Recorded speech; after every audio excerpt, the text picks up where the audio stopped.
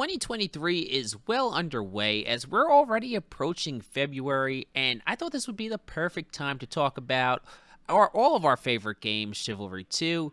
And 2023, it'll be interesting for Chivalry and the game's future, as I feel like the big boosts in player base, they've already come. We had official release on Epic and console, then we had Steam release, and finally Game Pass. So what this means is the game has released and gotten an influx of new players every way it possibly can, and I think this is the year the game it'll be kind of at a crossroads. Will it see organic growth from quality of updates, or will it just slowly bleed players on its path to death like Mordhau? I'm Strider the Champ, and let's talk about 5 things Chivalry 2 needs to add in the year 2023. If you're not yet an Angel, be sure to subscribe. This year, to me, it's all about fulfilling promises for Torn Banner Studios, and this will be a common theme throughout my first 2 points, but the developers released the game after advertising crossplay. Many groups of friends bought the game on their respective systems, only to find out that they've been hoodwinked by some very devious marketing, as the game actually has cross-platform, not cross-party. No amount of mental gymnastics done by the small group of White Knights defending this will ever be able to convince me this was the consumer's fault. It's just bad business practice. Now, a year and a half later, we've been promised true cross-play, where we can actually group up with friends on different platforms to play together, and lately, it's been crickets. The quote, "we're working on it," it's just become kind of a joke at this point. And to me, this needs to happen in 2023 for Chivalry 2 and for Torn Banner Studios, not only because it would be a great experience for the gamers, but how as a consumer can one ever trust a Torn Banner product again if they don't right this wrong? It's about reputation at this point, and I'm patient. I understand it's probably really difficult, but this promise needs to be fulfilled before working on a Chivalry 3 or the rumored Lord of the Rings medieval massive battle game that I don't think is actually true. Let's stay with broken promises, as Angel's viewer and creator Chronic Bayhem started an absolute riot in the Chivalry 2 Discord on this issue. When Chivalry 2 released on Steam, it came with Steam-only cosmetics, not to mention everyone alive just hates Epic Games, so naturally, gamers, they wanted to migrate their medieval gaming over to Steam.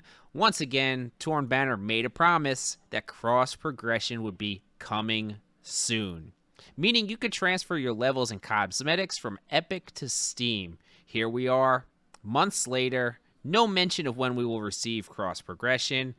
I actually love this picture right here. It had me dying laughing. But on this topic, one of the Angels factions, the Soy Boys, they made up a mock bill to send to Torn Banner for their second purchase of the game because they had to buy it on 2 PC platforms so that they could play with friends. Feels bad. Now let's talk about some new content that should be implemented, and to me, it seems relatively easy to add.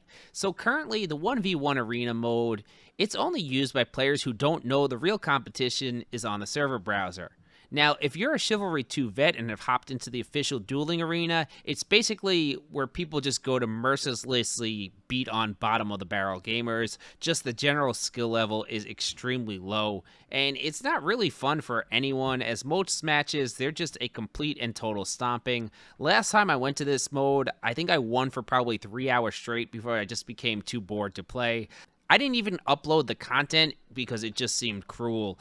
It gets old fast, which is why this mode should just be converted into a ranked dueling arena. Let players duel for ranked tiers and match with worthy opponents, and they can earn seasonal cosmetics. While only a small percentage of the player base duels, I think this would add some longevity to the game and keep and engage a very hardcore community who's resorted to their own ranking system run through a Discord server. Another common theme I'm going to stick with here is empowering the community, and this starts with custom servers. I don't know what happened to purchasing game servers. When I was growing up, this was the norm, and for some reason, games have really moved away from it. But just imagine if one of the clans or communities could run their own custom server with a custom playlist that removes certain maps or modes, and many of the sweaty players could just congregate this as their place to chill, practice, play, improve, drink beer, whatever. Having a server you always play on, it's just such a great way of building community and relationships. And now the other reason here to get us some custom servers is community events. Now, I've run multiple events and they're epic. We've had so much fun at them, but there is the inconvenience of having to go through Shiv Mail to request a moderator to help remove random players from your event for 2 hours since it's run in a public lobby.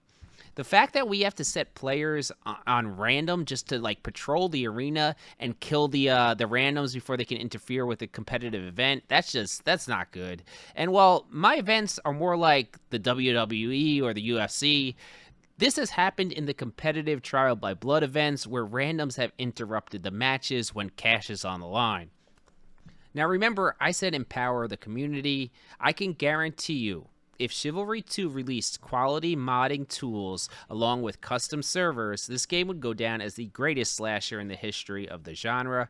I don't know why more developers don't embrace the modding communities, as they literally will do the devs' jobs for them. Just look at the Mountain Blade series. It's impossible to play all the fan-made content, and many of the mods take the base games and just make it better. Even many competitive Counter-Strike maps, they started as community-created content like Dust 2, I believe. I would love to just see the epic and creative maps the community could make and add to the custom servers. The lifespan of the game, it would just increase by so much, and the content, it could be nearly endless. Alright guys, that's it for me, but I want to hear from you down below. What's the single most important thing you think Chivalry 2 needs to add in the year 2023? Till next time, champ out.